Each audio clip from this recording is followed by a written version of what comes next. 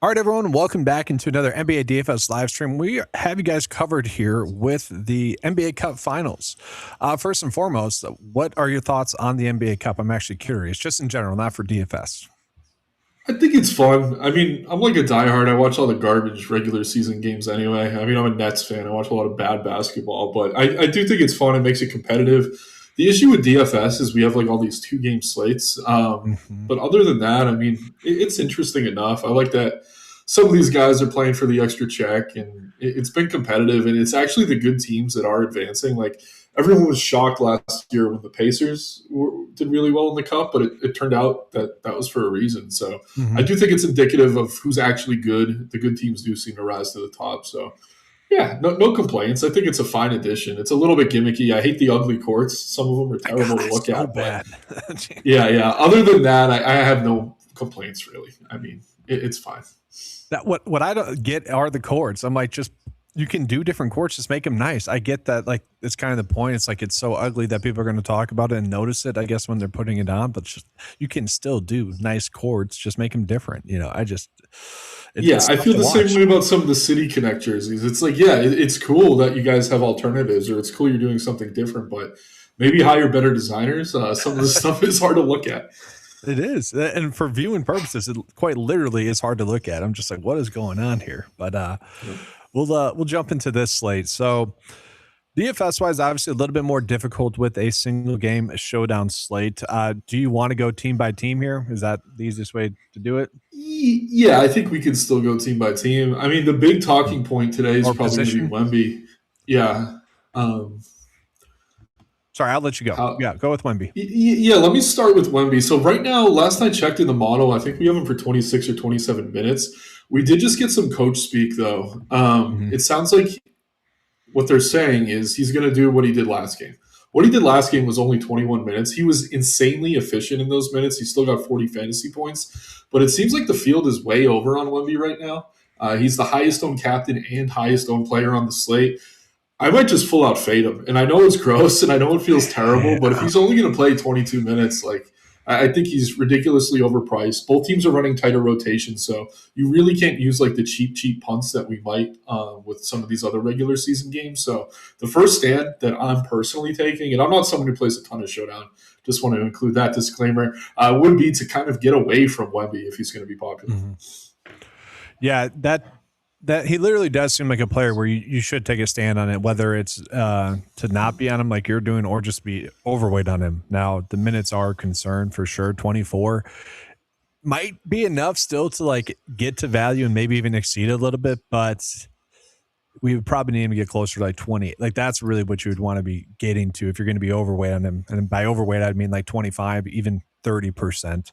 But at 24, it is almost coming like, what's the point? And if that's the logic, yeah, just be underweight on him. So I do think that makes sense. But if you're not playing him, who are you getting to a different big then for the Spurs? Or is it just we'll get to Fox, the Soul, and kind of do it that way instead? Yeah, I mean, if we're starting with the Spurs, my favorite Spur right now is actually Stephon Castle. Wemby came back last game. The usage came down a little bit, but the 2 games prior to that, over 35% for him, taking a ton of shots. I mean, he looks really good. He's affordable too on both sites, especially on DK, where you have to pay 1.5 times the salary for a guy. Mhm. He's getting some love at captain right now. I got to refresh my model here. It feels like I'm a little bit behind, but I really like him a lot. And then, I mean, you could mix in some of the other guys. I think Fox is okay, kind of overpriced. Vassell would probably be my second in line, but knowing the Knicks run such a tight rotation, I'm kind of leaning on them a bit more heavily. But I will say, like, Stephon Castle to me is one of my favorite plays tonight for sure.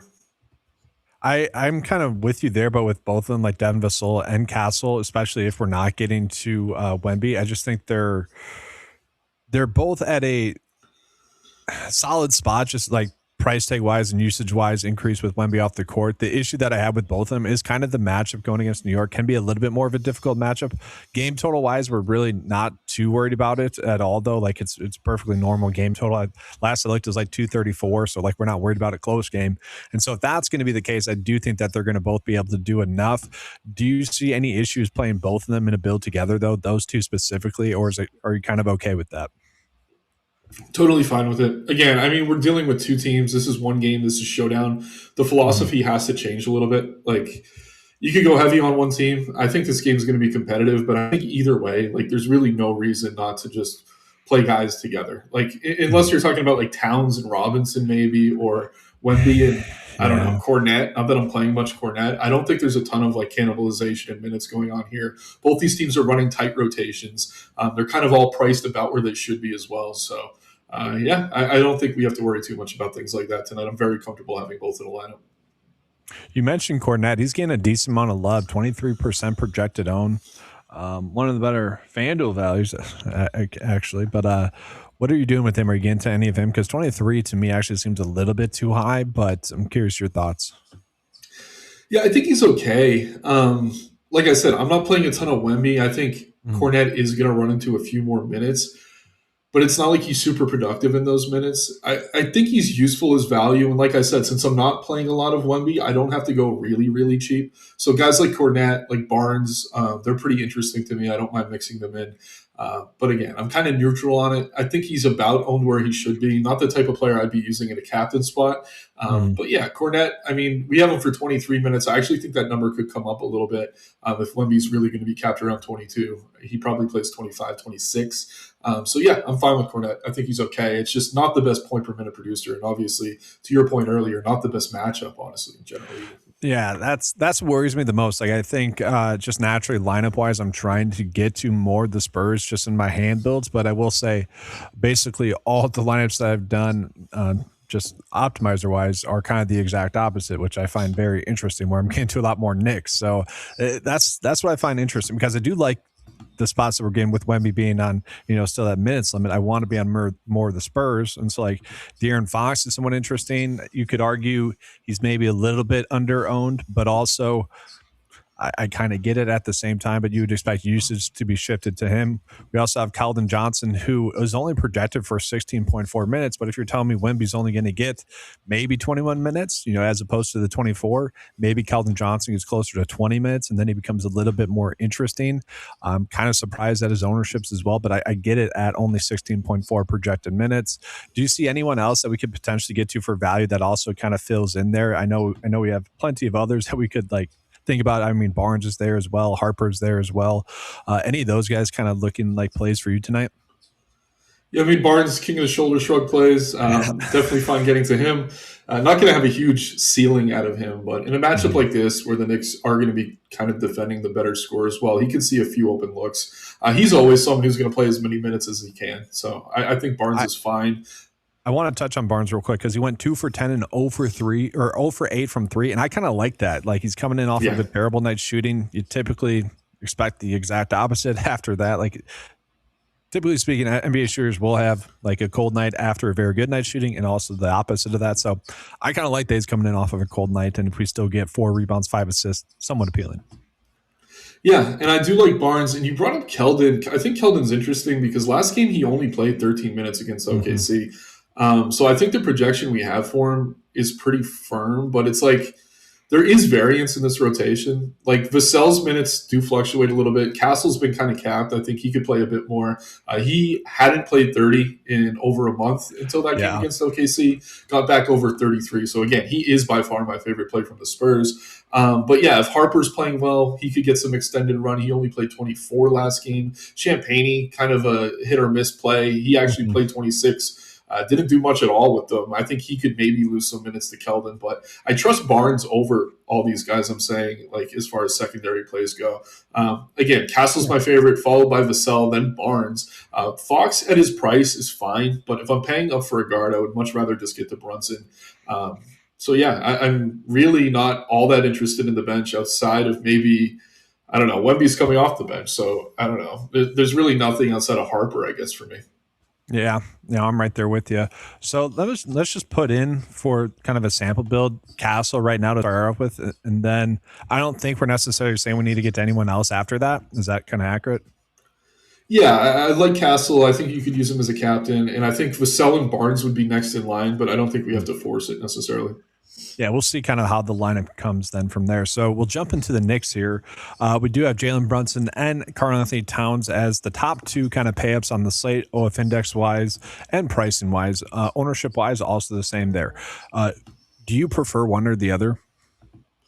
Yeah, I prefer Bridges just because Mitchell Robinson's active. I mean, it is occasional ceiling games from Cat with Robinson active, but most of his huge games this year have come with Robinson out. Robinson going to come off the bench, but at the same time, they do play minutes together. I don't think it's just like a one-for-one swap like we see on some of these other teams. So that does cannibalize the rebounding for Cat a little bit. And while Wemby is limited, this is not a great matchup for him. I do think the backcourt for Brunson, he could have an easy go of it.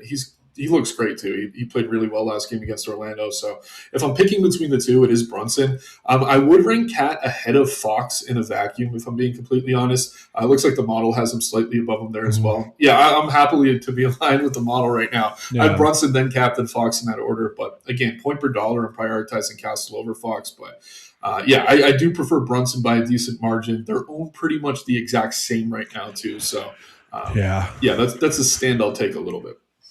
Do you think, because I kind of do you think it's a slate where we try to jam in Brunson and Towns into the same build and maybe hope that playing them in the utility, maybe hope that we are on the correct captain then? That might be a value that also goes off as well, because it wouldn't be shocking to see someone like OG, Vasol, Bridges maybe have a pretty good game, whereas we don't need to get Towns and Brunson in the captain spot, or Fox for that matter.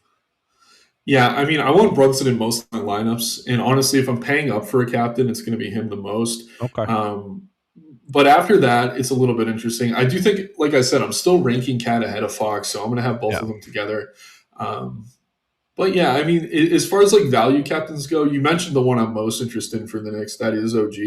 I think point per dollar, he's pretty appealing. Hart only played 31 minutes last game compared to the other starters. That was less. I do think he has some upside that maybe isn't being fully accounted for here. So I don't mind Hart. And then, yeah, I mean, Bridges a little bit cheaper. He would be the one I would leave out of that group if I had to. But point per dollar, I do think he's fine. It's just the usage for him has been low. I mean, it's below 20% on the season. That game against Orlando, 15%, Toronto, 17%. And I know I'm kind of picking and choosing here. He could certainly hit a ceiling, but just going off the data, I trust the others a bit more. I think they have higher floors and ceilings than Bridges. I will say with OG, I think it's because he got into foul trouble. Let me see here. Where's his fouls on this? Maybe not. No, not OG. Yeah. I mean Josh Hart. Sorry, Josh Hart. I think he got into foul trouble, right? 6 fouls. I'm assuming we would have to look at that. Yeah, that would do it. Yeah, certainly. And like I said, I do like Hart a lot because he does everything. I mean, this guy has had triple doubles with Cat and Brunson in the lineup. Like, not that I'd be counting on that from him here, but whenever a guy's a bit less scoring dependent, I do prefer them if they're priced similarly as someone like Bridges, who relies on his shot falling a lot more than someone like Hart does. But this is how I'm always with the Knicks, and obviously night to night things can change, but OG and Hart to me just do more than Bridges. Bridges has to have a really good shooting night to be the one you need out of that group. That's an interesting thought though, because I could see just being like a double on Bridges in like the captain spot. I kind of do this a decent amount in the NFL where I'll have some sort of like flyer play where kind of like Jameson Williams, or I guess Deshaun Jackson back in the day is a better example, where if you're playing the player, you might as well just be overweight on them in the captain spot rather than the flex spot, because you're just betting on them to go off. That's kind of how I feel about Bridges, basically betting on him to have a good night shooting. Just be overweight on him in the captain spot, then you can be underweight on him in the flex spot, because if he's not shooting the basketball all too well, probably not going to do much. And I will say, between Josh Hart and OG, I think I would flip it with how the data has it. I would actually probably go OG, Hart, Bridges for how I would value them. But it's tight, I guess, too. I get kind of what the data's seeing there. And ownership-wise, it's basically the same as well. Yeah, it looks like Hart is about double the other two. Not that any are that popular at captain, but I think if I'm choosing from that group, OG's the cheapest. I would probably go with OG. But again, I'm getting to a lot of Castle and Brunson as my captains. Mm-hmm. And then let's see. So you mentioned Mitchell Robinson. He's fine, I would say. I don't know if we necessarily need to get to him, but we're getting Tyler Kolek down there, projected for 14 minutes. Jordan Clarkson projected for 16 minutes. Any need to get to any of them? Because I'm trying to look at my exposures for the night. I don't think I got to really any of them that much so. Yeah, I think Kolek is the one who benefited from that heart foul trouble. So keep that in mind. He definitely got more run than I think he normally would. Mm-hmm. To me, Robinson's the most interesting. And again, I think he could play minutes with Cat. He could back up Cat when Cat's off the floor. I think knowing that Wemby's only playing 22 or so minutes, they're going to have Cat there out a lot with him tonight. So Robinson's probably out there for a decent chunk of minutes without Wemby. I think that benefits him in terms of his rebounding. So point per dollar, Robinson, one of my favorite value plays on the slate. I don't know that I could trust Clarkson. He is, I said Bridges was scoring dependent. Clarkson is that, and then some. Yeah. And like I said, Kolek, like he played 15 minutes, but again, I think he took 5 or 6 minutes directly from Josh Hart. So I would proceed with some caution on him, especially if he's drawing ownership. Do you see that as a spot where if you're not playing Hart, you'd maybe want to get to Kolek a little bit then, like in those lineups? Yeah, if you think Hart's going to be in foul trouble 2 games in a row, I guess it's a possibility. I'm trying to look here at his game logs. Yeah, that was the first game he's really had issues with fouls in a while. I will say he gets in foul trouble more than pretty much any of the other Knicks, but they're a pretty disciplined team in general. I'm hoping the refs have like conservative whistles here. Like this is the championship game. Like we see it in the real playoffs. Like they do kind of tuck their whistles a bit more. But yeah, if Hart's pissing them off, I mean, he could certainly be in trouble. So there is some correlation there. If you're not playing Hart, a little bit of Kolek probably isn't a bad idea. Yeah. All right. So let's try to get into some sample builds here then. We are getting some questions. We'll answer those first, then we'll get into the sample build. So this one's from 10 minutes ago. We'll answer it. Apologies there, Jose. Higher ceiling and higher floor, Champagne or Harper? I'd say Champagne's floor is higher, but Harper's ceiling's higher. I think the minutes for Champagne are a little bit more secure. He's a little bit less scoring dependent. Harper kind of needs to get hot to get some extra run. I will say he's less scoring dependent than he was earlier in the season. His assists have gone way up the past week or so. But I do like Harper more for ceiling, Champagne more for floor. That's more just direct correlation to their minutes, though, than anything else. Mm-hmm. And then that's pretty much it. If you guys have any more questions, get those in, guys. I'd be happy to answer those. But yeah, we'll jump into a build. So far, I think we tried to get to who's the captain. So do you want to go Castle? It seems like captain, right? Yeah, I think Brunson is my favorite, but Castle point per dollar I do like a lot. Yeah, I want to try getting Brunson and Towns in a build together first, and then we can do another one. So from here, 5.6 left over. Do we try to get some value? Maybe go to someone like Robinson, Johnson, maybe Kolek, maybe Harper, or do we just? I mean, we're going to have to if we do this. So, or do you want to go down to like OG as the captain instead of Castle? We could try Castle. I think that's fine. Most people here, trying to see some of these ownerships. Yeah, like I said, I do like Mitchell Robinson. I'm comfortable playing him in lineups with Towns. I know it's a bit kind of strange, but they've been playing some overlap together. So to me, I think he's one of the safer value plays. I would probably rank Harper next. The model really likes him. He has the 3rd highest DK value score here. So I'd probably go Harper and Robinson and see what we're left with. And if we're getting up to Hart, I mean, that's a pretty good build right there. That's pretty solid. Yeah, I don't mind that because it does kind of, I mean, I like Vassell a decent amount value-wise. I think he's pretty solid. And I like OG like value-wise. But that's pretty solid overall. Yeah, I like that. Yeah. We'll try if you didn't want to play Robinson with Towns, I get it. You could maybe go up to Cornet. You'd have to downgrade Hart to maybe like OG or Vassell, like you said. But you can get with Castle at captain, there's a lot of ways you can go. I mean, you have plenty of salary. You don't have to go all the way down to the Koleks. So let's try it again. We'll do it with Brunson here instead. Yeah, I don't mind that. A bit more. Yeah, if we go with Brunson and captain, I don't know. Maybe throw like did we have Harper last time? We did. Let's do OG and Vassell. Just I kind of like that, and then we're going more of a balanced build, but we could still get to Harper or Champagne as a value as well. I mean, let's go Barnes first. Okay, yeah. That's kind of like him. I think his minutes are a bit safer. Then from there, I mean, trying to see. Basically, Castle or Hart, I would assume. Maybe more Bridges, but I think it's Castle, Hart, or try to get up to Towns, but I don't. We're stuck with Clarkson or Kolek there. Yeah, I probably wouldn't go Clarkson. Yeah. Yeah, see what it looks like with Hart. Okay. What are we left Maybe with? it's kind of a dead range. We're stuck with Yeah, it is a Gordon Knott. very dead range. And I will say this, obviously, showdown, don't be afraid to leave some salary on the table. Mhm. It's not crazy, but um, I don't know. If we upgrade Barnes to Castle and we keep Hart, what does that look like? 4.1. We get 41, to Mitchell Robinson. Robinson or Keldon. I, Yeah, those I, look good. I think that's solid. That's Yeah. probably the most duped lineup on the slate right there, though. So maybe Mhm. don't go too heavy into that one. Yeah. But that looks really good to me. And then, real quickly, I want to get your thoughts on this lineup here, okay? Because again, I liked a lot of the Spurs players, so that's kind of what I'm Mm-hmm. doing here. Don't necessarily need to get to Fox, but it was something like this, and then it's Harper or Champagne as kind of the value. It doesn't really matter to me. It'll go Champagne since we haven't been on him too much. Although I do like Harper as well.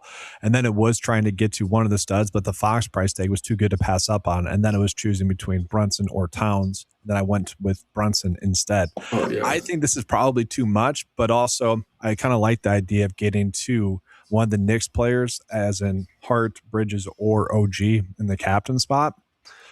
That way you're kind of negating not being on Towns or Brunson, if that makes sense, and then getting to a lot of the Spurs value. Does that make sense, yeah. or is that just No, it not does. okay? Yeah, I like that build a lot. I have no issues there. You're fitting a lot in there too, and you don't have to go too cheap with any of these ugly Mhm. value plays. Yeah, but that's why I said like earlier. I was like, man, looking at all the generated builds, I'm getting to a lot of Nick players and not a lot of Spurs players. So kind of Yeah. weird how Were it's you different getting there. much Wemby earlier? I'm curious. Let me see. I don't think so actually. And with that minutes decrease, not so much. So about even with the field for flex. Captain, I don't think a little bit overweight. I think. Let's see, where is he at?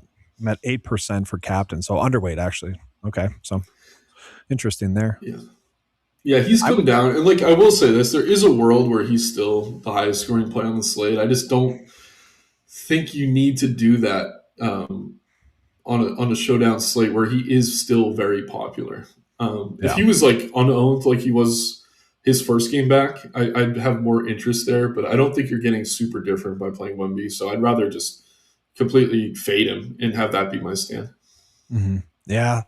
It's because it's like the It's same scary. matchup. It's the same matchup pretty much as his last game too. And it's not like he got the minutes there. And it's not like he necessarily crushed. I mean, 40 points is great, but it's not going to win you anything at that price tag. I don't think. Maybe he could get to 50 though if he gets that 24.5 that we're projecting him at.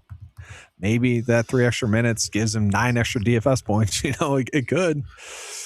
Yeah, and I mean that was a weird game. Like for him, I mean, he didn't take many threes at all, but he lived on the foul line. He actually had 12 free throw Mhm. attempts, which is high for him even in a full game. But the 1 3 attempt. So like tonight, I think he'll take a few more threes, but he probably gets to the line a little bit less. So it's probably going to offset. He'll probably finish with around I don't know, close to 40 fantasy points again. But at his price, I don't think that's what you're going to need unless some of the really, really cheap value does what you want it to. And I don't really trust any of it. Like Kolek looks good in the model. We're giving him Yeah. 15 minutes, but if Hart plays more and he's not in foul trouble, like I said, I think that's taking directly away from Kolek. So, yeah, I'd say Wemby, if he gets 40, I'd probably just rather not have him. No, I agree. I agree because you basically need him to get that. I mean, at his